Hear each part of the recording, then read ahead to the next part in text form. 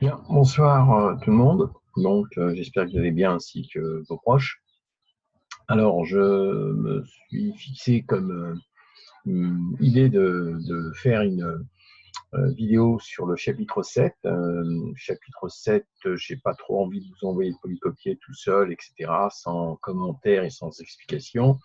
Et aussi pour vous donner quelques éléments de réponse à indiquer, à mettre sur ce chapitre. Donc, la démarche va consister tout simplement à compléter dans votre intérêt le polycopier que je vais vous envoyer à partir de cette vidéo.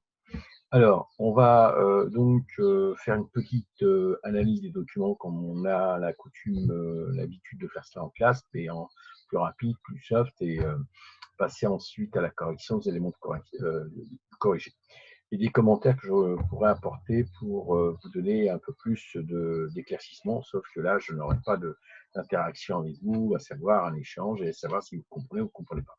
Donc l'idéal, ce serait de reprendre les documents, de les analyser, de les lire et ensuite d'assimiler les notions importantes.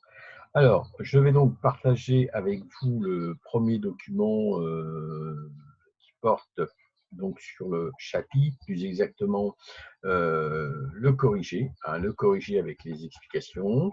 Alors donc j'aurai pour démarche, je le répète à nouveau, l'action suivante, c'est de m'arrêter sur des points qui me semblent importants du chapitre et ensuite vous donner mes impressions, mes éclaircissements.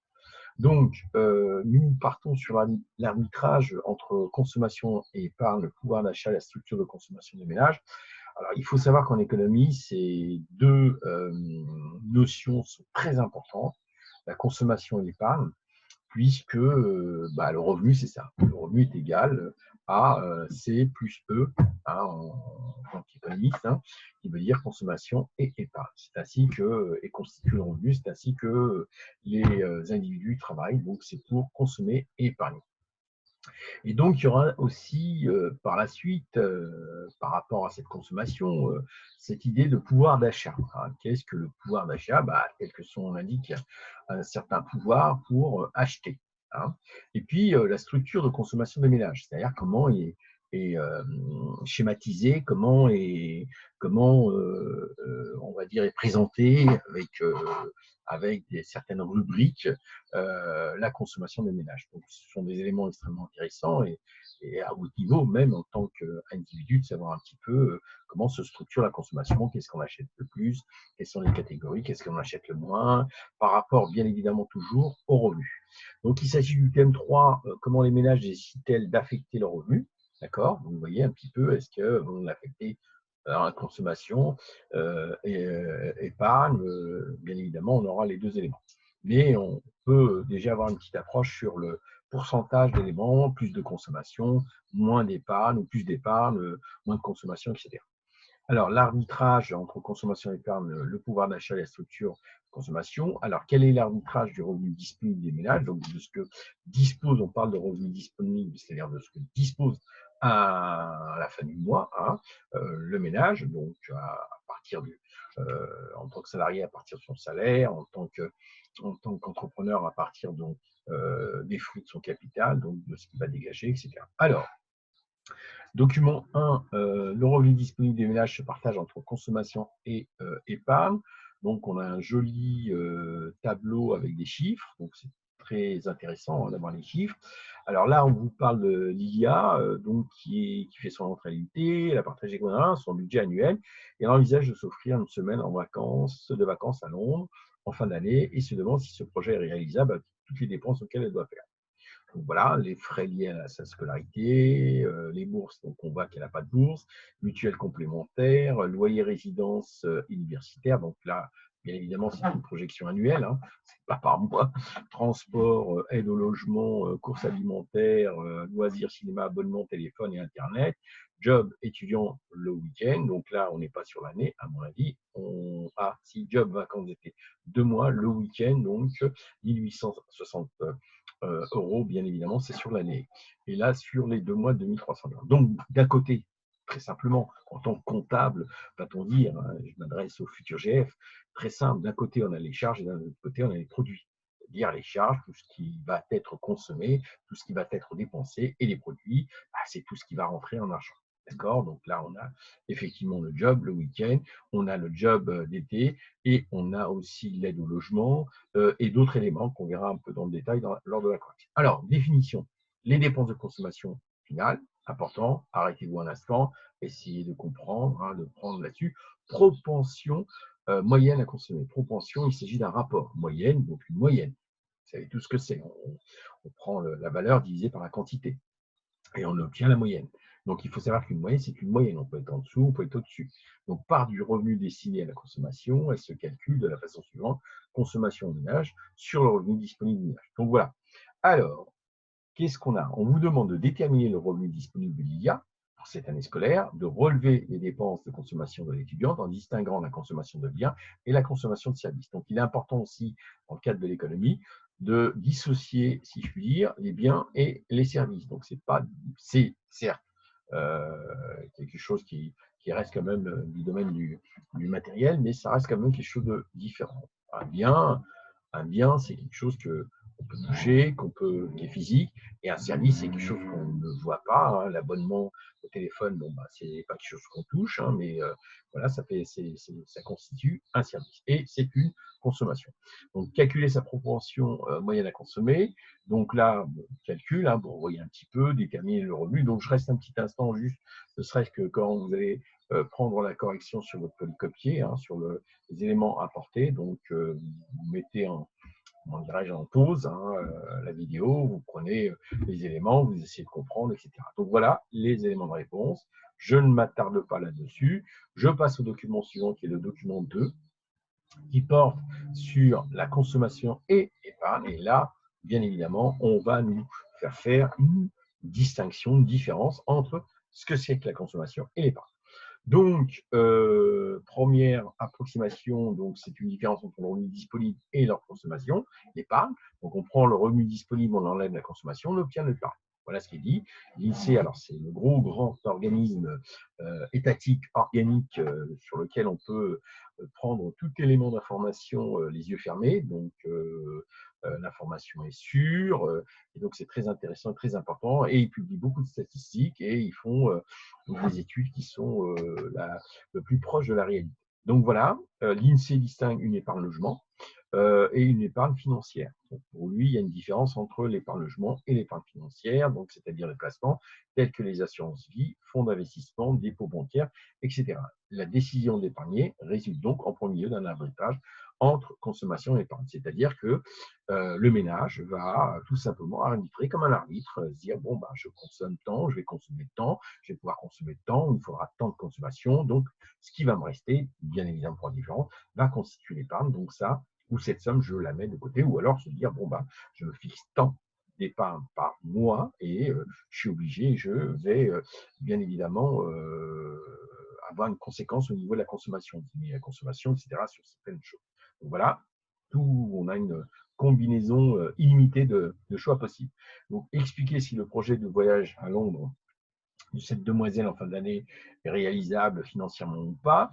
Après avoir relevé les deux catégories d'épargne selon l'INSEE, donc vous les avez là, on vous les indique, donc vous les reprenez, indiquez celle qui sera utilisée par l'IA, proposer donc des pistes pour l'aider à diminuer sa consommation en faveur de son épargne. Donc ça, c'est super sympa de votre part de lui faire. N'oubliez pas de lui envoyer un mail. Donc, expliquer si son projet de voyage à Londres en fin d'année scolaire est réalisable financièrement. Donc, vous lisez, vous voyez, je ne m'arrête pas là-dessus. Après avoir relevé les deux catégories d'épargne selon l'INSEE, indiquez celle qui sera utilisée par l'IA. Là aussi, je vous fais confiance. Et donc, ensuite, proposer des pistes pour l'aider à diminuer sa consommation en faveur de son épargne. Donc là, quelles sont les pistes? Eh bien, on a ce qu'on appelle les dépenses contraintes, donc obligées, logement, courses alimentaires, il faut qu'on mange, logement, il faut qu'on ait un toit, transport, il faut qu'on soit transporté. Et ensuite, on a le superflu, les loisirs. Ainsi, si elle diminue ses dépenses de consommation de loisirs, elle pourra accroître sa part attribuée à l'épargne. Donc, vous voyez, on joue sur une des catégories pour pouvoir augmenter l'autre catégorie. En gros, c'est ça. Bon, voilà, donc c'est ce point concernant cette première partie. Alors maintenant, une deuxième partie, après la consommation et l'arbitrage entre consommation et épargne, les motifs et les formes d'épargne. très intéressant. Pourquoi on épargne, pourquoi on met de l'argent de côté, pourquoi le ménage est amené à épargner. Eh bien, les motifs, on nous dit que c'est différent selon les individus. C'est pour faire face à des imprévus, on épargne, financer une dépense ou un projet futur, d'accord, remplacer son véhicule ou tout simplement partir en vacances l'été. Voilà. Épargner, c'est également s'assurer une protection financière en cas de chômage. Tout à fait, absolument. Imaginez, vous êtes salarié et puis votre entreprise vous met au chômage. Le temps de percevoir eh bien, votre indemnité de chômage, il faudra au moins compter sur votre épargne. C'est l'argent que vous avez épargné grâce à cet argent que vous avez épargné. On ne va pas tout de suite, immédiatement, vous donner de l'argent. Ça, c'est le premier point. Deuxième point, entre quand vous étiez en activité salariée et puis quand vous êtes en chômage, c'est plus du 100%. Vous étiez à 100%, au niveau salaire, vous allez vous retrouver au niveau indemnité à 80%. Donc, vous allez perdre 20%, alors que vous avez un train de vie, une habitude, etc. Donc, il va falloir tout simplement puiser, c'est ce que je dis, puiser, aller dans l'épargne, prendre de l'argent de cette épargne. Pas tout, bien sûr, mais par étapes pour pouvoir combler cette différence. Alors, traditionnellement, on distingue l'épargne financière, PEL, assurance vie, livret A, de l'épargne non financière, immobilier. Donc, on épargne financièrement, on met de l'argent de côté dans un plan d'épargne logement, assurance vie. Pareil que le livret avec le confinement Covid-19 a explosé. Les gens ont mis de l'argent de côté parce qu'ils n'avaient plus ces sorties, ces loisirs, restaurants, tout, cinéma, etc. Et ils ont pu mettre de l'argent de côté. Et ça a fait exploser les livrets. Et donc, l'épargne non financière, c'est tout simplement le fait d'acheter un bien et puis de payer tous les mois, tous les mois, tous les mois, tous les mois, tous les mois, et puis pendant 20 ans, 25 ans, 30 ans, et au bout de 30 ans est à vous, donc vous avez épargné, tout simplement. Alors, vous avez une petite vidéo si vous voulez la regarder, moi pas, je n'ai pas le temps. Les Français, rois de l'épargne, mais pas du placement en bourse. En gros, les Français, ils mettent de l'argent de côté, ils ont des livrets, mais ils ne vont pas acheter en bourse les actions, les obligations, parce que ils ont peur, parce qu'ils n'ont pas confiance en toute vraisemblance, et parce que bon, c'est un secteur qu'ils ne connaissent pas, et puis c'est un secteur qui est connu par des gens qui brassent ce type de champs, tout simplement, comment on appelle ça, ce qu'on appelle les traders, ce qu'on appelle ceux qui travaillent à la bourse, essentiellement, de temps, parce qu'on a peur de perdre son argent, parce qu'on peut être du jour au lendemain dépouillé. Et donc voilà. Alors les Français sont de plus en plus fourmis. Nous mettons de côté, donc fourmis, voilà, ce sont les travailleurs, les travailleuses. Chaque mois, un peu plus de 14% de revenus, c'est beaucoup et c'est une exception française qui s'explique par la peur de l'avenir. Donc l'épargne, peur de l'avenir, la peur du chômage également, et de ne rien avoir à la retraite aussi. Un élément et un facteur très important, la constitution d'une épargne présente quand on est jeune pour la retraite, parce qu'à la retraite, la pension ou ce qu'on risque d'avoir, ça peut être extrêmement faible par rapport à ses revenus, et donc on épargne, on met de l'argent de côté pour s'auto-suffire lorsqu'on est à la retraite. Donc voilà, l'immobilier est de loin le placement préféré des Français, donc l'immobilier on n'achète pas ou très peu, il représente 55% du patrimoine des ménages, donc il y a 45% qui n'ont pas d'immobilier. Devant les placements financiers qui représentent seulement 38%, les placements financiers, 38% les placements financiers qui sont d'ailleurs des placements sans risque, donc des obligations très, très souvent. Il n'y a pas de placement financier en bourse ou très peu, voilà. Très peu de ménages français qui ont des actions, qui ont acheté des actions en bourse. Donc voilà pour ce point, pourquoi les ménages épargnent-ils, repérer la forme d'épargne préférée des Français, financière ou non financière, proposer une explication, décrire les éléments qui composent le patrimoine des ménages français. Patrimoine, somme des actifs détenus. Voilà, somme des actifs détenus. D'un point de vue économique, mais d'un point de vue juridique, il faudrait rajouter un autre élément. Ce n'est pas le moment. Alors, document 4, les Français rois de l'épargne, mais pas, oh mince, excusez-moi. Alors, les Français, voilà, mais pas en bourse. Donc, voilà, question-réponse. Donc là, vous mettrez, je répète, en pause et puis vous prendrez les éléments qu'il y a là-dessus, vous les compléterez sur votre polycopier. Décrivez les éléments qui composent le patrimoine des ménages français, donc on a parlé oralement, etc. Hein. C'est dans la liste du document, c'est dans ce que je viens de vous dire, mais prenez note quand même là-dessus sur votre polycopier. Alors, je passe maintenant à la partie suivante. Donc là, vous avez un joli graphique. Super, très bien. Donc, comme toujours, évidemment, l'Allemagne, top du top au niveau des pays d'Europe, hein, puisque apparemment, là, on parle de comparaison internationale, mais je dirais plutôt européenne, hein, pas au niveau mondial, puisque là, on ne voit pas les États-Unis, ni la Chine, ni autres. On voit uniquement l'Allemagne, la France, l'Italie, le Royaume-Uni, les États-Unis, Espagne, donc des pays de l'Europe. Et on voit le classement avec l'Allemagne au top du top, puisqu'elle est à un taux, on va dire ici, d'épargne, compris entre 16 et 18% sur la période 2007 à 2017 sur 10 ans. Et on voit qu'elle est au-dessus et que on n'est pas très loin, nous, Français, mais on a quand même un écart assez conséquent. Ici, en fin de 2017, nous, la France, et on se situe sur une zone à peu près de 14%, donc on est à peu près à 3 points de moins que l'Allemagne. Et en dessous, on a l'Italie. Et en dessous de l'Italie, excusez-moi, il y a les États-Unis. Désolé, je n'avais pas vu, hein, donc c'est la raison pour laquelle maintenant on peut parler du monde. Hein. Donc, je corrige ce que j'ai dit précédemment. Donc, ce n'est pas l'Europe, mais c'est mondial. J'aurais bien aimé voir d'autres pays que les États-Unis, hein, le Japon, la Chine, pourquoi pas. Bon, bref, on ne va pas trop demander.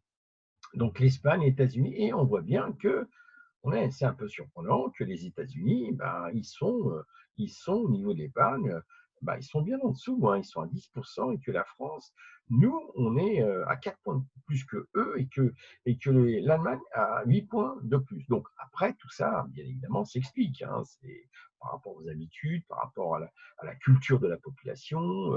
Les Américains sont peut-être, il faut imaginer que ce ne sont pas des gens qui pensent à épargner, ils pensent plutôt à consommer, ou ils pensent plutôt, oui, plus dans la consommation. C'est soit l'un, soit l'autre. Hein, c'est voilà ce qui explique. Donc, bon, on peut effectivement étayer tout ça, renforcer tout ça, mais ce n'est pas l'objet d'aujourd'hui. Alors, taux d'épargne.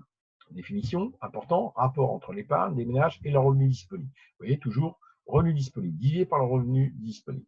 Donc, comparaison internationale du taux d'épargne, identifier le contexte du graphique présenté dans le document 5, donc même chose, je vous laisse un instant. Ensuite, analyser l'évolution des taux d'épargne. Donc, on parle d'analyse, d'évolution, d'analyse. Donc, il y a du texte, il y a du chiffre. Donc, ça, c'est un point très important. Il y a aussi des acteurs, dont ici les pays, l'Allemagne, etc. C'est ainsi qu'il faut analyser. Prenez appui, s'il vous plaît, là-dessus, et avec une petite conclusion à la fin. Voilà, donc c'est pour ça qu'il y a beaucoup, c'est chargé. Alors, quels sont les déterminants de la consommation et de l'épargne? Donc, élément important aussi, qu'est-ce qui détermine la consommation? Qu'est-ce qui est dans la consommation et dans l'épargne? Alors, très intéressant ce tableau, puisqu'il nous met l'ensemble des ménages, donc il fait une moyenne de l'ensemble des ménages, donc au niveau du revenu, hein, de la consommation, de l'épargne, et bien évidemment, tout cela est annuel, hein, c'est sur l'année. Donc, qu'est-ce qu'on voit? On voit et on ne peut voir et comparer qu'à travers les taux. Donc, il faut rester sur l'aspect taux, pourcentage, excusez-moi, taux. Et donc, là, on voit que l'ensemble des ménages épargnent à 17%. Il y a 17% de ménages, ce qu'on avait vu tout à l'heure dans le graphique, 16 et quelques. Ensuite, on a, plus on est riche, 20% des riches, plus on épargne.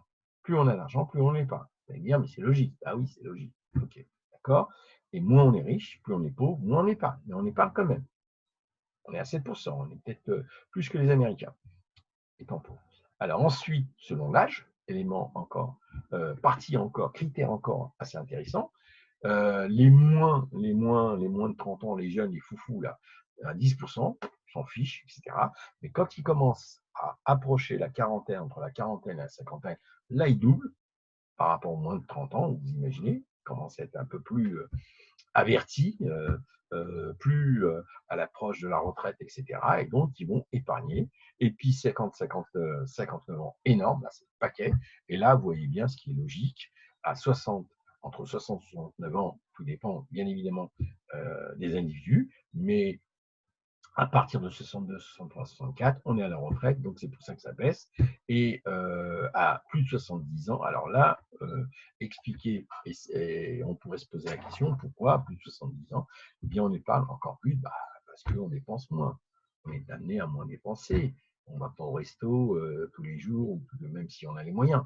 Ce que je veux dire. Et donc, on est plus amené, il se dégage, on est un peu plus, hein, je vais le dire avec un petit rire, mais bon, c'est pas si marrant que ça, on est un peu plus dans la politique du confinement quand on est vieux. On est confiné, on est chez soi et on sort très peu, malheureusement, parce que physiquement on ne peut pas, parce que, etc. Ça ne nous intéresse plus, on n'aime plus le bruit, on n'aime pas ceci, cela. Et donc on s'enferme, et puis bon, on a plus d'argent et on épargne plus. Voilà ce que je pourrais donner comme argument, comme explication à ces chiffres. Donc, commenter les taux d'épargne selon le revenu des ménages. J'ai montré que ces différences de taux d'épargne génèrent des inégalités, notamment en termes de constitution d'un patrimoine. Expliquer pourquoi la capacité d'épargne diffère selon l'âge des individus. Donc, je viens de vous donner ici présent quelques pistes, hein, à tout de voir aussi. Alors, qui met de l'argent de côté et combien? Comment commenter les taux d'épargne selon le revenu des ménages? Donc, vous avez les éléments de réponse. Ensuite, démontrer que ces différences de taux d'épargne génèrent des inégalités, notamment en termes de constitution d'un patrimoine. Alors, à voir aussi. Expliquer pourquoi la capacité d'épargne diffère selon l'âge des individus. Expliquer, regarder de plus près. Et ensuite, nous passons au document 7. Il s'agit de la Silver Economy ou économie des seniors. Silver Economy ou économie des seniors, c'est-à-dire des personnes qui ont plus de la soixantaine, hein, qui sont tout simplement sans activité, qui sont à la retraite, etc. Alors, constat intéressant, 2030, 20 millions de personnes seront âgées de plus de 60 ans, contre 15 millions aujourd'hui. Donc, ce qui veut dire qu'il y aura 5 millions de plus. En 2050, 4,8 millions auront passé les 85 ans contre 1,4. Donc ça augmente encore plus à l'heure actuelle. Alors tout ça, donc, c'est dégagé du Centre de recherche pour l'étude et l'observation des conditions de vie. 54% des dépenses réalisées par les particuliers étaient en 2015 le fait de seniors. Vous imaginez que 54% des dépenses réalisées par les particuliers, par les ménages, les individus, ce sont les seniors. Ce sont eux qui consomment le plus. Ces chiffres qui vont aller croissant et ils vous disent que ça va aller de plus en plus en augmentant. Cette transition démographique, donc c'est le fait qu'on vit plus longtemps, d'accord, donc va amener une nouvelle opportunité de développement économique, donc plus d'argent pour les entreprises, et il s'agit de la Silver Economy, qui est tout simplement un marché à fort potentiel estimé à 0,25 points du PIB par an. Il y a 93 milliards. En gros, le fait que l'espérance de vie augmente, qu'il y a de plus en plus de personnes en vie de plus de 85 ans, c'est de l'argent en plus qui va être consommé sur le marché. Et donc, ça peut être une aubaine pour les entreprises que d'avoir cette augmentation de consommation des ménages dans l'ensemble et donc constituer plus de production et plus de gains pour ces entreprises. Voilà en tout et pour tout. Vous avez une petite vidéo, pareil, là, si vous voulez regarder, vous la regarderez. Donc voici l'adresse URL ou alors carrément le code barre. Alors la Silver Economy en économie des seniors, donc décrivez, etc., expliquer et tout le reste, donc vous voyez aussi. Alors ensuite, nous passons à la dernière partie de ce chapitre. Comment évolue le pouvoir d'achat des ménages? La définition d'un pouvoir d'achat. Qu'est-ce qu'un pouvoir d'achat? C'est tout simplement la quantité de biens et services qu'un revenu permet d'acheter. Il dépend donc du niveau de revenu et du niveau des prix. Donc tout va dépendre du prix et des revenus. Alors, définition, évolution du pouvoir d'achat. Différence entre l'évolution des revenus des ménages et l'évolution des prix. Si la hausse des revenus est supérieure à celle des prix, le pouvoir d'achat augmente. Donc, à retenir, à bien se concentrer là-dessus. Dans le cas contraire, il diminue. Donc, on vous demande d'indiquer la différence entre revenus et pouvoir d'achat. Ce n'est pas pareil. Rappelez les deux principaux déterminants du pouvoir d'achat des ménages. Repérer comment se mesure l'évolution des prix. Retrouver les conditions permettant d'augmenter le pouvoir d'achat. Donc là, voilà les éléments de réponse. Indiquer la différence entre le revenu et le pouvoir d'achat. Le pouvoir d'achat correspond à la quantité de biens et services que l'on peut acheter avec son revenu en fonction du niveau des prix.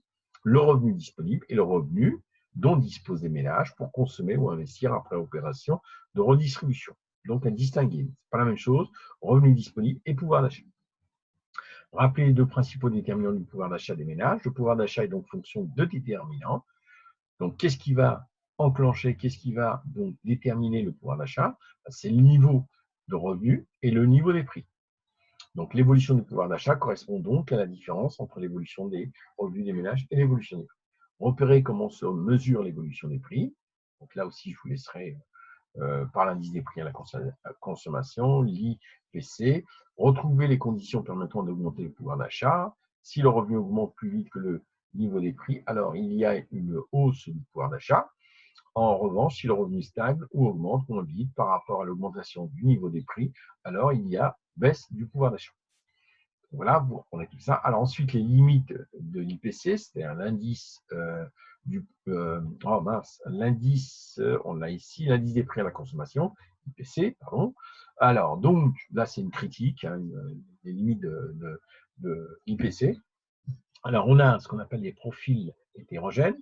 Donc, vous regarderez de plus près la sous-estimation du logement, c'est-à-dire que les organismes dont l'INSEE sous-estime le logement, je vous ai dit tout à l'heure, effectivement, l'INSEE était réel, mais bon, il peut avoir aussi des failles, hein, ce qui est un peu le cas. Donc, l'INSEE, on va dire, recense,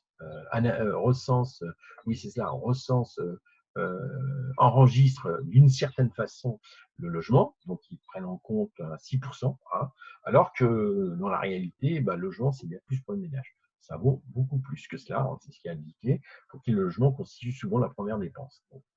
Ensuite, les biais de perception. Alors ça, c'est un point assez intéressant. Qu'est-ce que c'est que les biais de perception? Les consommateurs remarquent davantage la hausse des prix de produits qu'ils achètent fréquemment. Donc, si le pain augmente, ils le remarqueront parce qu'ils ont connu dans leur subconscient, ils savent le prix, etc. Si se met à augmenter, ils sauront. Et donc, c'est ce qu'on appelle les biais de perception. Donc, les consommateurs vont percevoir plus tout ce qui est bien habituel que des biens comme le logement, comme autres biens où c'est pas systématique, c'est pas enregistré dans le cerveau. Demain, je sais pas moi, l'ordinateur est vendu à temps, il a augmenté de temps ou autre chose, vous ne serez pas dans votre esprit être sensible à ça. C'est ça que je veux dire. Alors l'effet qualité aussi, alors c'est qu'il y a de plus en plus de produits récents et qui remplacent les anciens. Voilà, donc ça aussi, c'est un point qui n'est pas pris dans l'IPC. Et puis, les dépenses contraintes. Alors, les dépenses contraintes, c'est tout simplement une dépense, on va dire, obligatoire, indispensable. Le remboursement de crédit, le chauffage, la télécommunication, tout ce qui était abonnement téléphonique, les banques, assurances ne sont pas renégociables, c'est ce prix-là, point barre. Vous êtes engagé, vous payez, point barre. Donc voilà, et ces dépenses qui ont doublé en 50 ans. Donc, il faut remarquer qu'en 50 ans, tout ça, ça a doublé et ça représente plus du tiers du budget des ménages, les dépenses contraintes, donc ce qui est quand même assez conséquent. Donc voilà pour ces limites de l'IPC. Alors, relevez les différentes limites, etc., etc. Vous avez les éléments de réponse ici. Voilà, donc vous mettrez en pause et vous noterez et vous analyserez avant. Ensuite, expliquer pourquoi il existe parfois une différence entre l'IPC publié par l'INSEE et le ressenti des consommateurs. Quatrième, je disais, troisième partie, la dernière, donc c'est la quatrième, excusez-moi. La structure de la consommation des ménages, son évolution. Ah oui, Engel. Alors, Engel, c'est qui? Bon, c'est un Prussien, c'est un mathématicien, statistique. Et qu'est-ce qu'il a remarqué? Il a fait une loi qui est la suivante. Si le revenu augmente, les dépenses alimentaires diminue, en quelque sorte, dans les dépenses des ménages. Alors que c'est l'inverse pour les dépenses qui qualifiaient de luxe, transport, etc. En gros, c'est pas parce qu'on gagne plus d'argent qu'on va consommer plus. Voilà. En gros, c'est ça. C'est ce qui est dit là-dedans chez Engel et c'est d'actualité. Voilà. Donc, il faut nuancer. Ainsi, la hausse du revenu incite à une alimentation plus riche. Donc, voilà, il y a quand même une petite nuance. On gagne plus, mais on mangera mieux. Hein, on mangera des choses plus importante. Là, on vous dit, on va plus souvent au restaurant, on achètera des plats surgelés plutôt que de tout simplement passer à la cuisine et les préparer et puis tout le tralala.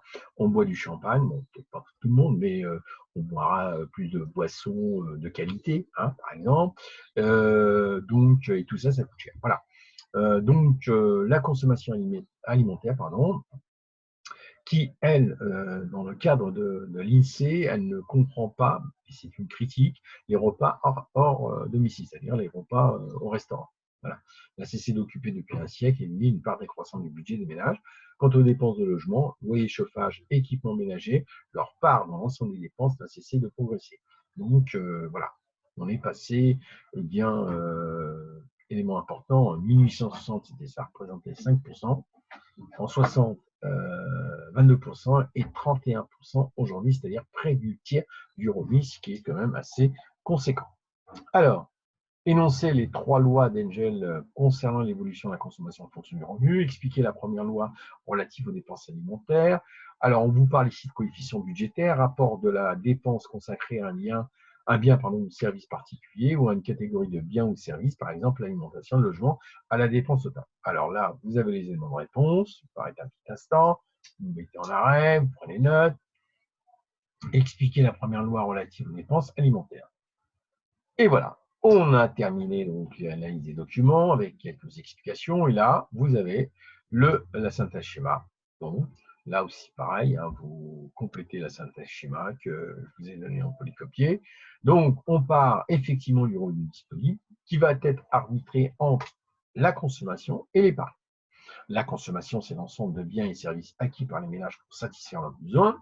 Et l'épargne, c'est la part non consommée du revenu disponible servant à satisfaire une consommation future. D'accord? Ça, je ne l'ai peut-être pas dit, j'insiste là-dessus, ou je l'ai dit tout au début. Donc, l'épargne, c'est une consommation, mais dans le temps, plus tard. Bah oui, si on a épargné pendant un certain nombre d'années et qu'on a acheté un véhicule, ben, on consomme. Si on a épargné toute l'année et puis que on est parti en vacances, on a payé nos vacances, c'est que on consomme aussi. Donc, voilà. Donc, consommation, épargne, elle dépend des déterminants économiques, déterminants socioculturels, motifs de l'épargne, précaution. Alors, motifs de l'épargne, différentes formes de l'épargne. Alors, déterminants économiques, qu'est-ce qu'on entend? Donc, revenu, pouvoir d'achat, prix, taux d'intérêt, crise, chômage. Donc, tous ces déterminants économiques vont avoir une influence entre l'épargne et la consommation. Les déterminants socioculturels, que ce soit l'âge, le sexe, donc si on est homme, femme, la culture, la catégorie socio-professionnelle, si on est cadre supérieur, si on est ouvrier, mode de vie, éducation, vont donc influencer le choix entre la consommation, la part de consommation et la part de ménage. Et le motif de l'épargne, élément très important, précaution, on a peur, on se prémunit, le confort, un certain confort, on voudrait acquérir une maison, une belle voiture, et la spéculation aussi, tout simplement parce qu'on est amené, en laissant cette épargne de côté, comme les comptes d'épargne logement ou autres, avoir un certain taux pour dégager une certaine rémunération, ou alors tout simplement permettre à un moment ou à un autre d'acheter quelque chose qui nous permette de gagner plus. Alors, différentes formes de l'épargne. Alors, la thésaurisation. Voilà. Qu'est-ce que c'est que la thésaurisation de mémoire? C'est tout ça, différentes formes de l'épargne. C'est une forme de, tout simplement, on met de l'argent de côté, on n'y touche pas. On n'y touche pas. C'est thésauriser. Ensuite, il y a les placements, les livrets, je vous en ai parlé pendant le confinement, ça a explosé. L'assurance vie, oui, on a peur et on épargne, donc on mise, on cotise, on paye un organisme, et si à un moment ou un autre il y a quelque chose, cet organisme va donner un capital à notre conjoint ou à nos ayants droit, ou tout simplement, si on est handicapé par cet accident qu'on a eu une assurance vie, etc., ça peut être pris en charge. Les titres, il s'agit des actions, des obligations qu'on peut avoir au niveau des entreprises. Et l'investissement immobilier, c'est tout simplement le fait d'acheter un bien, de le financer par emprunt bancaire et donc d'épargner en quelque sorte, puisque on s'imagine y rester jusqu'à la fin et ensuite on vend ce bien et donc on a constitué une forme d'épargne. Donc, on conduit à une évolution de la structure de la consommation, se mesure, donc cette structure se mesure grâce au coefficient budgétaire, la loi d'Engel, et se traduit par coefficient budgétaire, transport, loisirs, santé, logement, coefficient budgétaire, alimentation. Alors ensuite, synthèse rédigée à compléter. Alors là, je vous demande de la lire aussi. Je ne vais pas m'étaler là-dessus. Quels sont les déterminants de la consommation? Donc là, c'est repris. Lisez-la 2-3 fois. Essayez de vous arrêter un petit peu sur les concepts. C'est un peu la reprise de ce qui a été fait précédemment, etc. Il y a du texte, mais bon, voilà, c'est tout ça. Donc voilà. Voilà donc ce que j'avais à dire et à faire par rapport à ce chapitre 7 donc, qui portait sur l'arbitrage entre consommation, épargne, le pouvoir d'achat et la structure de consommation des ménages. Je ne vais pas vous dire, si vous avez des questions à me poser, posez-les. Si vous avez mon adresse mail, donc vous pouvez me poser quoi que ce soit. Et j'indiquerai aussi à ce propos une évaluation là-dessus pour vérifier un peu si vous avez effectivement, je dirais, travaillé ou pas. Donc voilà, terminé pour cette vidéo.